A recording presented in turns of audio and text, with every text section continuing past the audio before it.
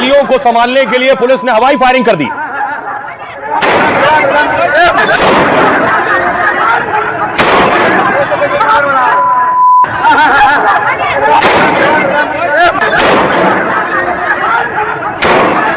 और सम्राट चौधरी के गृह मंत्री बनते ही बिहार में एनकाउंटर भी शुरू हो गए।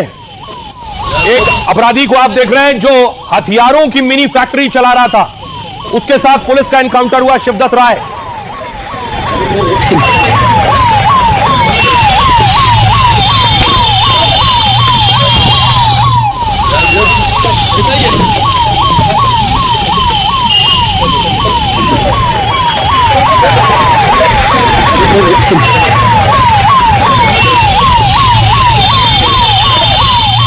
में दंगा नहीं, सब चंगा है। भाई दंगा करोगे तो खानदानी पूरी प्रॉपर्टी भी जाएगी, कहीं भीख भी नहीं मिलेगी। ये बुलडोजर है ना, ये यूपी के अंदर माफिया को चाप चाप करके ये जो बालू माफिया, शराब माफिया और जमीन माफिया है, उसको या तो गया के जेल में बंद करूंगा, नहीं तो गया में पिंड बांध देना शुरू करवा दूंगा। 2017 में यूपी की सत्ता संभालते ही योगी ने भी ऐसा ही अल्टीमेटम दिया था। योगी मॉडल हिट हुआ तो सम्राट चौधरी भी योगी स्टाइल में बिहार में अपराध का खात्मा करने निकल पड़े।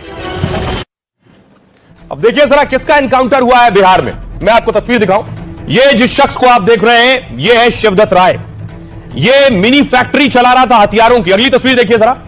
ये वो घर है जिस जगह पर हथियारों की फैक्ट्री चल रही थी। यहां कट्टे, पिस्टल, बंदूक सब बनाई जा रही थी बिहार में। ये सब कैसे हो रहा था सोचिए। पुलिस की नाक के नीचे अब तक सब चल रहा था। अगली तस्वीर देखिए जरा। ये सारे जो हथियार बरामद हुए हैं ये सब इसी घर में बन रहे थे और ये शख्स बना रहा था।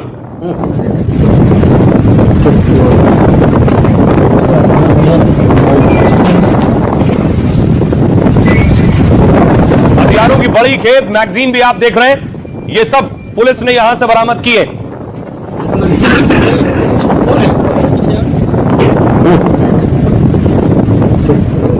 तो अब बिहार में योगी स्टाइल में कैसे कार्रवाई हो रही है, काउंटर कैसे हुआ। सम्राट चौधरी के गृह मंत्री बनते ही बिहार में यूपी जैसा एक्शन हो रहा है। बेगूसराय में पुलिस और एसटीएफ ने एनकाउंटर किया।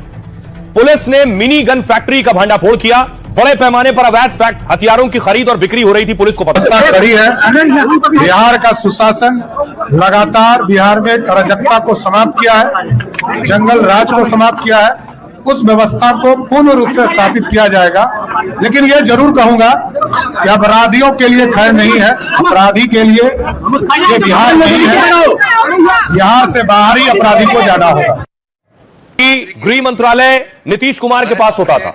सम्राट चौधरी ने शपथ ली। बीजेपी की शर्त थी कि गृह मंत्रालय बीजेपी के पास होगा। मैं अपने कर्तव्यों का श्रद्धापूर्वक निर्वहन करूंगा। मैं सम्राट चौधरी ईश्वर की शपथ लेता हूं कि मैं विधि द्वारा स्थापित भारत के संविधान के प्रति मजबूती से स्थापित किया जाएगा। सम्राट चौधरी एक बेहतरीन नेता हैं और गृह मंत्री के तौर पर बिहार के वो अच्छा काम करेंगे, ऐसा विश्वास है। अब देखिए जरा बिहार को और बिहार में कानून व्यवस्था को लेकर सवाल उठते रहे पहले भी। शायद यही वजह है कि बीजेपी गृह मंत्रालय चाहती थी। ये तस्वीर आप देख रहे हैं। ये तस्वीर देश ही नहीं पूरी दुनिया में देखी गई जब बिहार के पटना में कुछ लोग घुसे बंदूक लेकर। और न सिर्फ घुसे, देखिए बेखौफ होकर घुसे, पिस्टल लोड की और अस्पताल के अंदर जाकर उन्होंने एक के बाद एक फायरिंग की। बिहार में अपराध और लॉ एंड ऑर्डर को लेकर सवाल उठते रहे। देखिए जरा बिहार की हालत क्या है, कितने बेखौफ है अपराधी। बिहार में 2020 में देखिए जरा 3150 हत्याएं हुई हैं। 2021 में 2799 हत्या, 2022 में 2930 हत्या और 2023 में 2862 हत्या। यह बिहार में हत्या का ग्राफ है। बिहार चुनाव से पहले अपराध के कई मामले सामने आए। पटना से लेकर जहानाबाद, मोतिहारी में हत्या की घटनाएं हुई। इसको लेकर विपक्ष ने नीतीश राज की तुलना जंगल राज से की थी। एनसीआरबी की 2023 की रिपोर्ट में हत्या के मामले में बिहार दूसरे नंबर पर था। 2023 में बिहार में 2862 हत्याएं दर्ज हुई। 2020-23 के बीच 4 सालों में हर साल हत्या की संख्या में कमी आई है। इस साल बिहार देश भर में हत्या के मामले में नंबर 2 पर था, लेकिन सबसे अधिक अपराध वाले राज्यों में बिहार टॉप 5 में नहीं है। इस रिपोर्ट में हत्या को लेकर वजह भी बताई गई है। निजी दुश्मनी, जमीन संपत्ति विवाद, पारिवारिक कलह और आर्थिक वजह रही है। सबसे बड़ी राहत राजनीतिक और सांप्रदायिक हत्याएं बेहद कम होना थी। राजनीतिक कारणों से होने वाली हत्या में सिर्फ 2 हत्याएं ऐसी दर्ज की गई। सांप्रदायिक या धार्मिक कारणों से सिर्फ 1 हत्या दर्ज की गई है। यह बिहार की स्थिति है। बिहार में एक अच्छी चीज यह है कि सांप्रदायिक हिंसा की खबरें कम आती हैं। अब सुनिए जरा बिहार के लोग क्या कह रहे हैं। बीजेपी के पास गृह मंत्रालय आने से क्या बिहार की कानून व्यवस्था दुरुस्त होगी, योगी स्टाइल में इलाज होगा? सुनिए।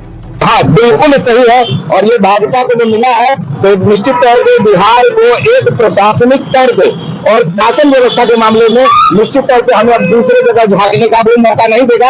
हमारे यहाँ भाजपा वो करके दिखाएगी, इसका पूर्ण विश्वास है। योगी स्टाइल में अपना इनकाउंटर कर रहे हैं, उस तरह से बिहार में भी शुरुआत हुआ है। हम लोग इसका पूरा समर्थन करते हैं। बिहार बड़ा ही अराजकता के दौर से गुजर रहा था, अपराधियों का मनोबल काफी बढ़ा हुआ था।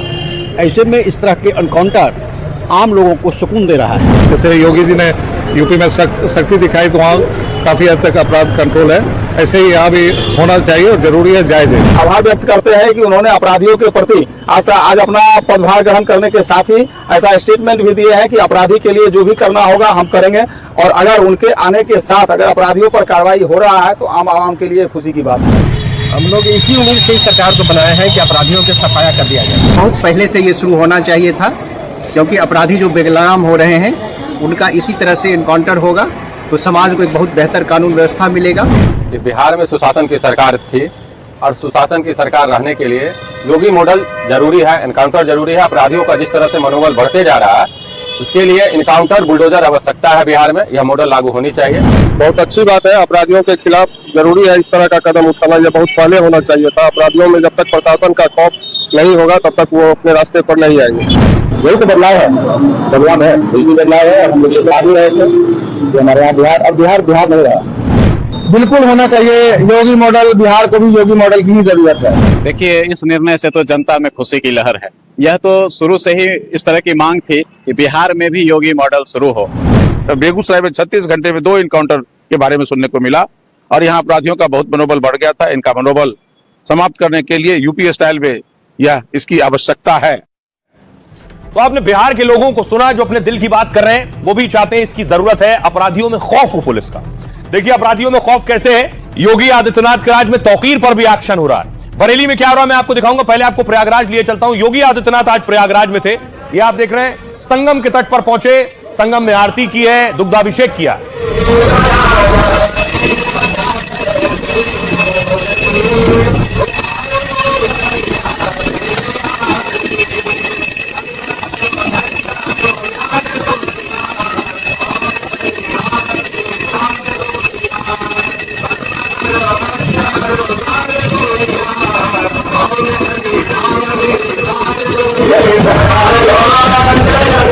अब आइए सीधे आपको बरेली लिए चलता हूं। बरेली में पहुंची थी पुलिस और बुलडोजर। दरअसल तौकीर के करीबी के ठिकाने पर बुलडोजर चलना था।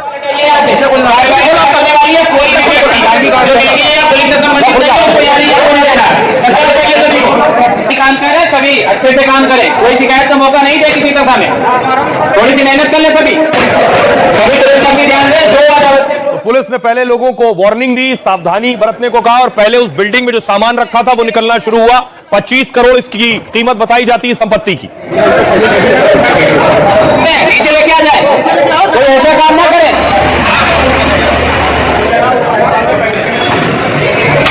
और उसके बाद देखिए जरा बुलडोजर चलना शुरू हुआ। पोकलेन मशीन आई थी, बाकायदा बड़ी इमारत थी जिसे गिराया जाना था।